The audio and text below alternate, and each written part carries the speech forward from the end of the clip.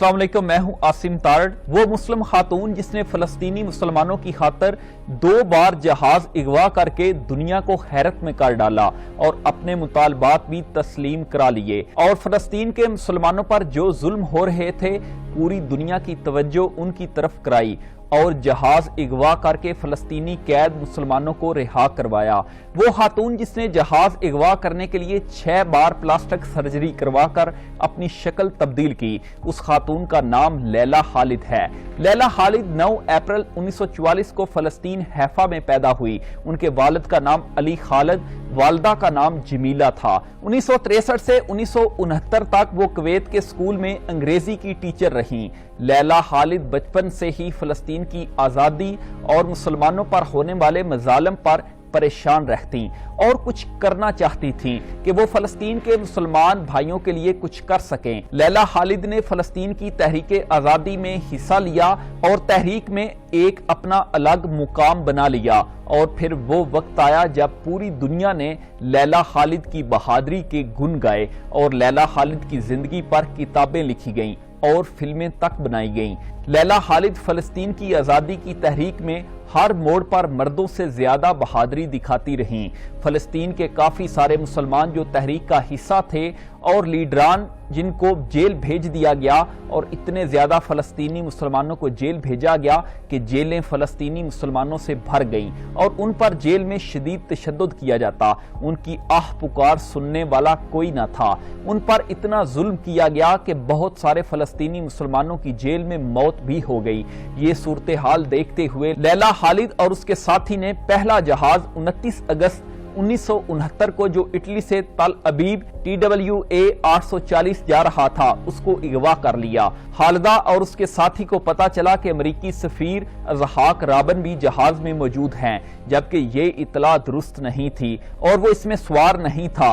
वो तो बच गया, लेकिन लैला खालिद और उसके साथी ने जहाज अगवा कर लिया। लैला खालिद और उसके साथी सलीम एसाबी ने जहाज की बिजनेस क्लास की फ्रंट वाली टिकटें खरीदी ताकि पायलट को आसानी से अपनी बताई हुई समत की तरफ ले जाएं और पायलट पर अपना मुकम्मल कंट्रोल हासिल कर सकें। सलीम एसाबी बहुत दलेर और फलस्तीन की आजादी की तहरीक के लीडरान में से थे। लैला खालिद अपनी किताब माई पीपल शैल लिव में लिखती हैं कि जब मैं एयरपोर्ट के वेटिंग एरिया में बैठी थी और मेरा साथी एसाबी थोड़े फासले पर बैठा था, इस दौरान एक मुसाफिर मुझसे बातें करने लगा और कहा कि वो 15 साल से अमेरिका में है और अब अपनी मां को मिलने जा रहा है। वो कहती हैं, मेरे ज़हन में आया कि मैं इसको बता दूं कि आप अपनी फ्लाइट तब्दील कर लो, लेकिन मैं ऐसा कर भी नहीं सकती थी क्योंकि हमारा सारा प्लान तबाह हो जाना था। लैला खालिद कहती हैं कि जैसे ही तैयारे ने उड़ान भरी, थोड़ी देर के बाद मैंने एयर होस्टेस को कहा कि मुझे सर्दी लग रही है, मुझे कंबल चाहिए। तो एयर होस्ट ने जैसे ही कंबल दिया तो मैंने अपना हैंड ग्रेनेड और पिस्टल कंबल में छुपा लिए ताकि फौरी निकाले जा सकें। जब एयर होस्टेस मुसाफिरों को खाना दे रही थी तो मेरे साथी सलीम पायलट वाली जगह पर पहुंच गए और सलीम एसाबी के पीछे मैं भी असले और ग्रेनेड लिए दाखिल हो गई।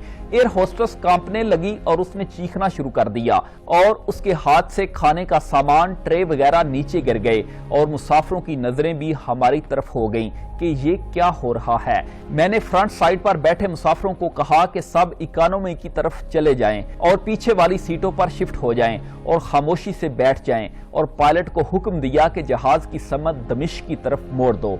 पायलट ने उसी तरह किया जिस तरह उसे कहा गया था।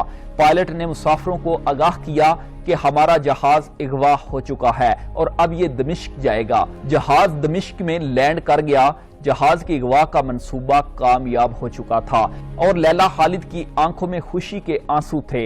इस मिशन की कामयाबी के बाद लैला खालिद को अपने फलस्तीनी मुसलमान भाई जो जेलों में कैद और उन पर वहशियाना तशद्दुद किया जा रहा था, इस जुल्म से छुटकारे की उम्मीद नजर आई। तमाम मुसाफिरों को जो जहाज में सवार थे उनको यरगमाल बनाया गया और मुतालबा किया गया कि फलस्तीनी मुसलमानों की रिहाई तक मुसाफिर यरगमाल ही रहेंगे। लिहाजा तमाम मुतालबात مان لیے گئے اور فلسطینی مسلمان جو قید تھے ان سب کی رہائی ہو گئی۔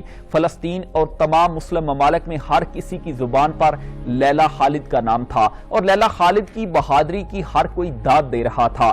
تمام مسلمان ممالک نے لیلا کی جرأت کو سلام پیش کیا اور لیلا خالد کے انٹرویوز دنیا کے تمام اخباروں والوں نے چھاپے اور ٹی وی پر دکھائے گئے۔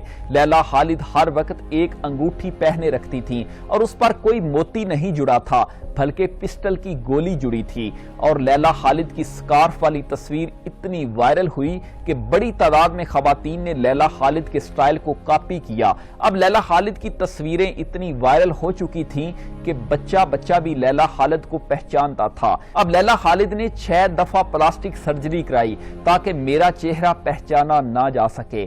اب لیلا خالد اور اس کے ساتھی نے 6 ستمبر 1970 کو ایک ساتھی کے ساتھ مل کر ایک اور جہاز کو اغوا کر لیا جو نیو یارک کی طرف جا رہا تھا، مگر اس دفعہ یہ کوشش کامیاب نہ ہو سکی اور جہاز کو انگلینڈ میں اتار لیا گیا۔ لیلا خالد کے ساتھی پر فائر کیے گئے جس سے اس کی وفات ہو گئی اور لیلا خالد کو جیل میں بند کر دیا گیا۔ اب لیلا خالد کے ساتھی بہت پریشان تھے کہ ان کی اتنی بہادر اور نڈار فلسطین کی آزادی کی تحریک کی لیڈر قید تھیں، تو لیلا خالد کے باقی ساتھیوں نے تقریباً 35 دنوں کے بعد ایک اور طیارہ اغوا کر لیا اور مطالبہ کیا کہ لیلا خالد کو رہا کر دیا جائے، جو ان کا مطالبہ مان لیا گیا اور لیلا خالد کو رہا کر دیا گیا۔